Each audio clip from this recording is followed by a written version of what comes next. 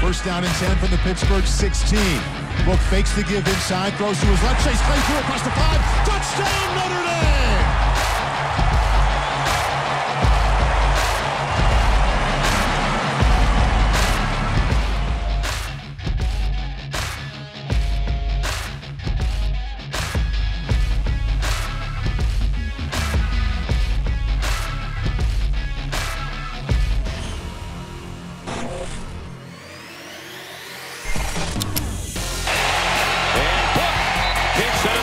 For the Irish touchdown. Williams turns the corner and look out. Dexter Williams in a foot race. 98-yard touchdown. The near sideline, and that one is broken up by Julian Love. Now the all-time leader in passes broken up for Notre Dame.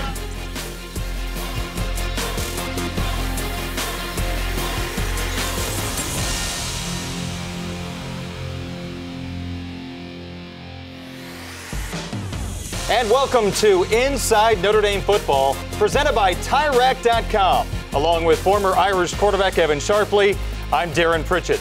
Never apologize when you win. Notre Dame trailed most of the game at home against Pittsburgh, but the Irish prevail, beating the Panthers 19-14, and Notre Dame is now 7-0. Evan, when you think about the day that quarterback Ian Book had, what type of challenges did he face from this Pittsburgh defense? Well, the funny thing was he still completed over 80% of his passes, and I think those are a little misleading. This defense did a great job of varying some looks, varying some pressures. He saw some man coverage, saw some zone. They were able to get him out of the pocket a little bit, and he made a couple of poor throws, I think ones that he would want back. But again, at the end of the day, they were able to execute, make some adjustments in the second half, and came up with a big touchdown to seal the victory. And the Irish defense up to the challenge once again, only giving up 7 points. Should I say it again? Every week, a bend but don't break.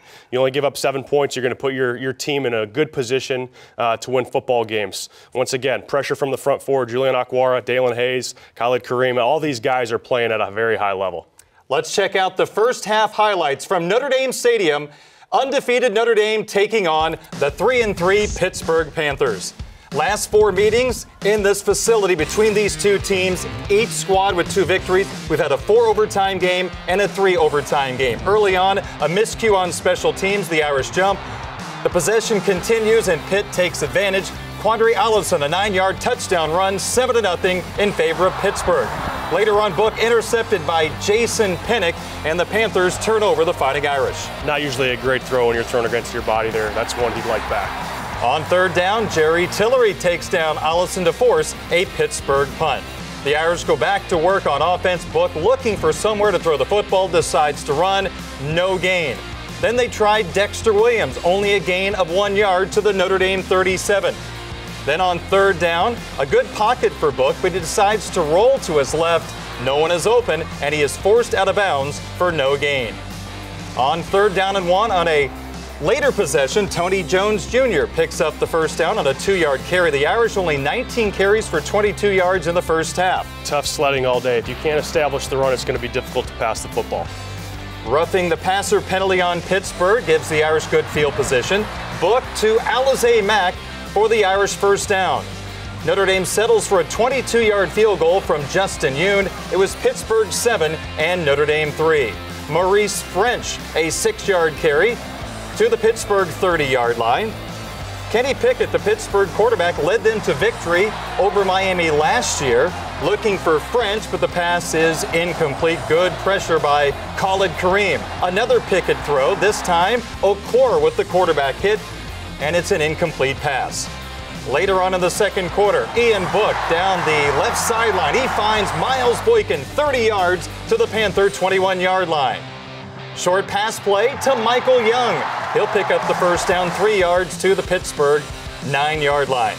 After Book was sacked on back-to-back plays, Justin Yoon hits the 41-yard field goal, and at halftime, underdog Pittsburgh led the Fighting Irish by a score of 7-6. Not a lot of yardage in the first half. No, again, this Notre Dame offense wasn't able to establish the run, making it very difficult to throw the football down the field.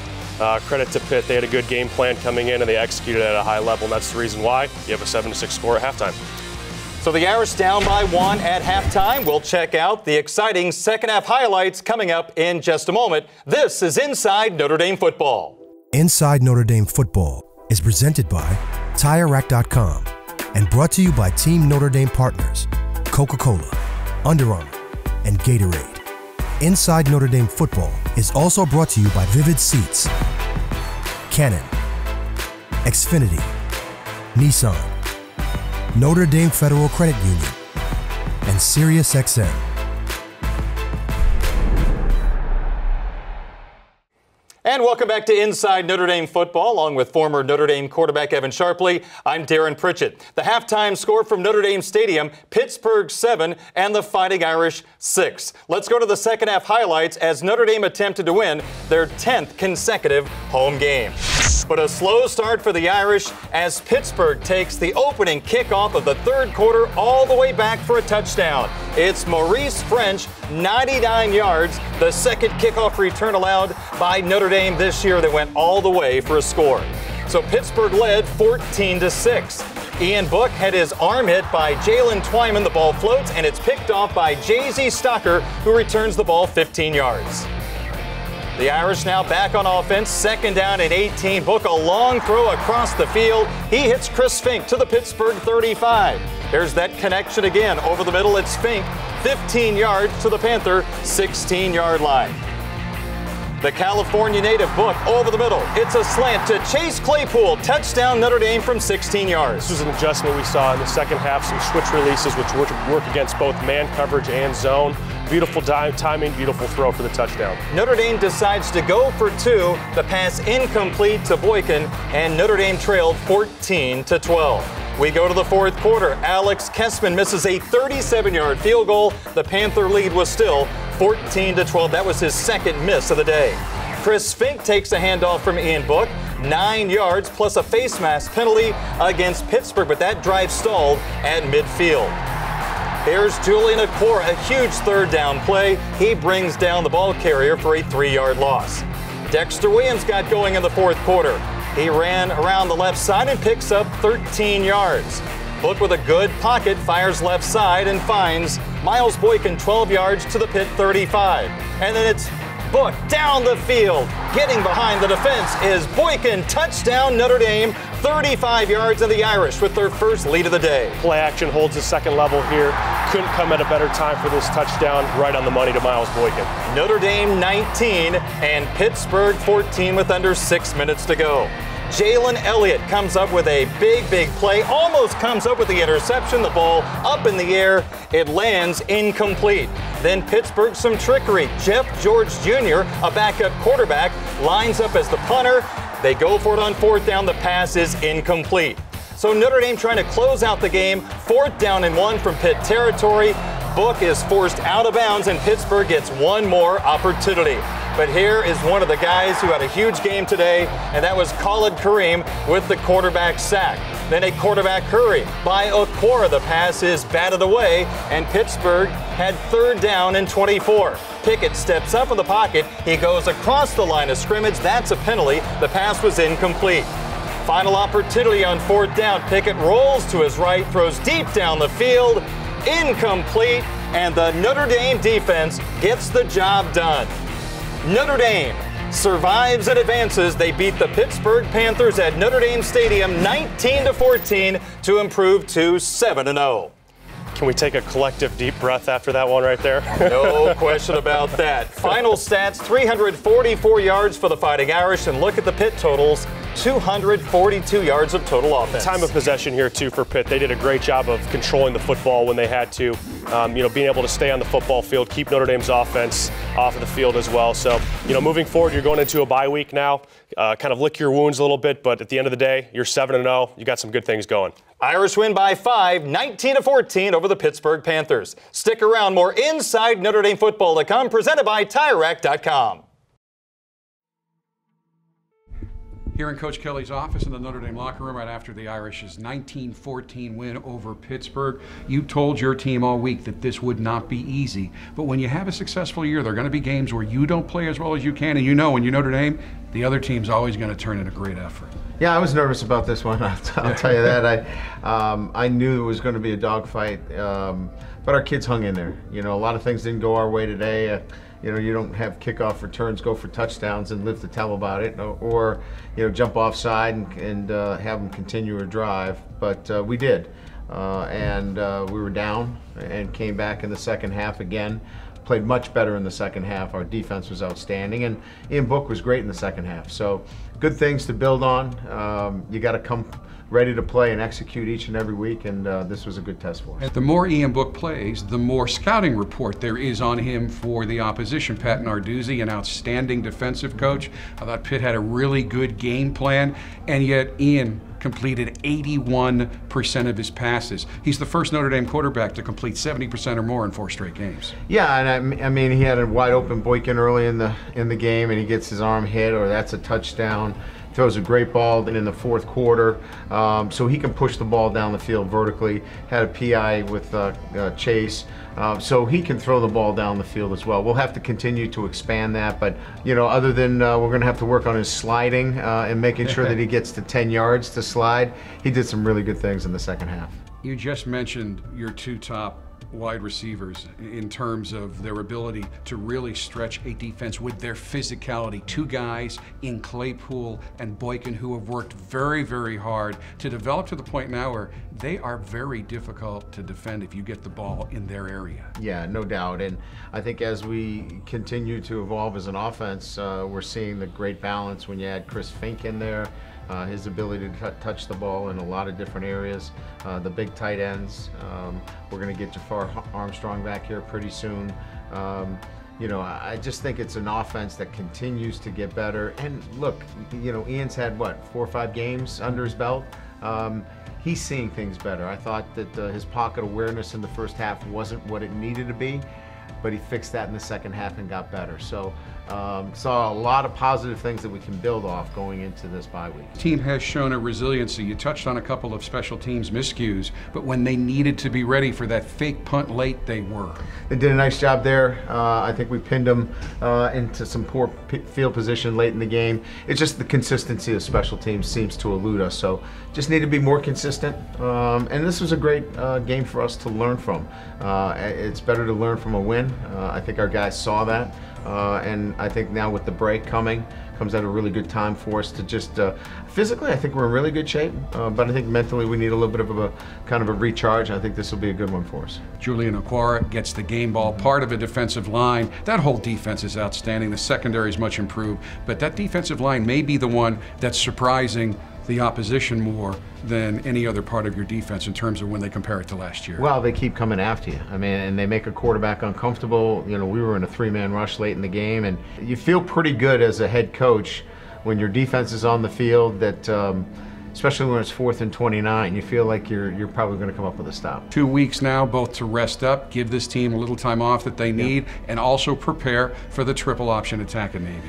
Which is always difficult, certainly, but we'll spend the next few days working on it, and then we'll come back and get an extra day on Monday of the following week. So 3-4 extra days, but they're always difficult to defend. We're going to enjoy this win. We'll watch the film tomorrow, bring the guys right back in, and then we're going to give them some time off next week. Wide receiver Chase Claypool, 5 receptions, 61 yards with a touchdown. He's now with Jack Nolan. Jack Nolan back on the field with Chase Claypool. Huge touchdown for you in this game. Slant, matter of fact, right here where we're standing in the end zone. Take me through the play. So we ran the same play before, actually, earlier on, and I almost broke out for a big one. I just got caught up, so luckily Coach Long went back and did the same play so I can make up for it. So, yeah. Coach reminded you all week, Coach Kelly, and your coaches as well, that this was not going to be an easy game. Yeah. Did anything Pittsburgh do surprise you? No, they've been known to knock off some pretty top teams in the last 2 years. Number 2, Miami last year, and then Clemson the year before that. So we were ready for them to, come out and battle, and that's what they did. So no surprises with what they did. What was the difference between the first half offensive performance by Notre Dame and the second half? We've been a second half team lately. We've kind of preached being a first half team, so we still got to work on that. But, second half, since we've been doing it, there's no surprise that we came out and scored some touchdowns and got our stuff together, but we just got to do that through 4 quarters.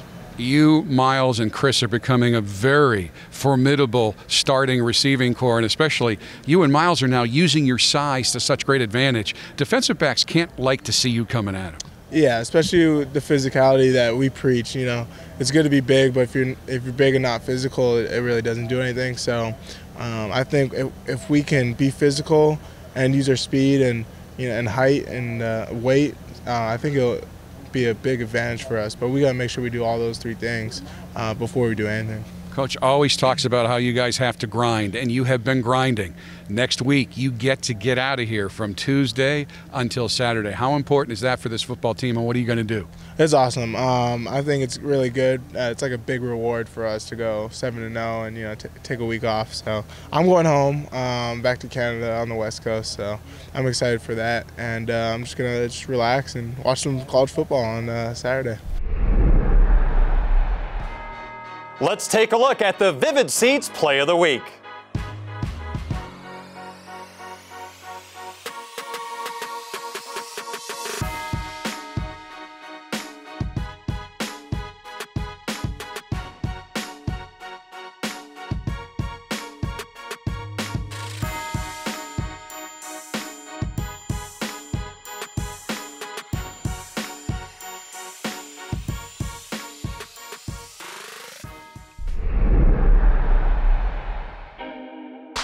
I first started playing football around 8th grade or so. I didn't really know football back then. I just started off playing hockey, lacrosse and soccer all the time. In my 8th grade, I was told, hey, you should try kicking by my football coach. But I just told him, yeah, sure, why not, It's kind of unique and interesting how that all started.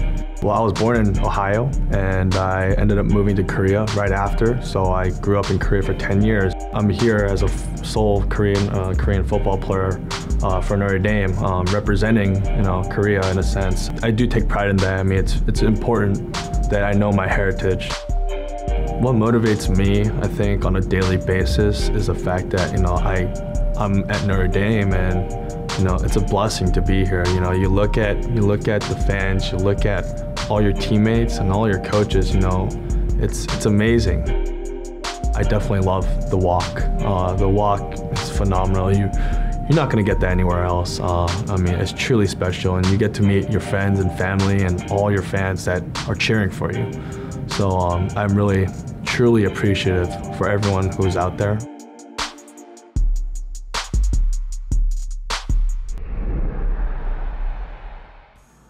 It's time for the Tire Rack Question of the Week. This week's question comes from Jim Lynch from Dallas, Texas. Coach, what are the big differences between your 2012 team and this year's team? Well, I think quarterback play is at a higher level. Everett Golson was a young player, a young quarterback who we're trying to manage. Ian obviously is still a young player, but he's really efficient throwing the football. I just think defensively we still have some similarities there. Both of them are outstanding defenses. I think overall, I think this team complements, the offense-defense complements each other much better. After the bye week, Notre Dame will take on the United States Naval Academy in San Diego. The midshipmen are 2-4. They lost to Temple 24-17. Now they'll face Houston in between Temple and Notre Dame. You've been through this series. Is this just one of those games you throw out the records, don't even pay any attention that Navy's 2-4? Yeah, they're always going to play tough. They're going to play you for 4 quarters. So Notre Dame's going to have to make sure that they're executing at a high level. Go into it on defense knowing you're probably going to be on the field for a while, and offensively valuing each possession, because the toughest thing is knowing that you're not going to get a lot of possessions offensively. You have to go out there, protect the football. You have to be efficient. You have to score touchdowns. The Fighting Irish, a record of 7-0. They beat the Pittsburgh Panthers at Notre Dame Stadium 19-14. For Evan Sharpley and our entire Fighting Irish media staff, I'm Darren Pritchett. Thanks for joining us on Inside Notre Dame Football.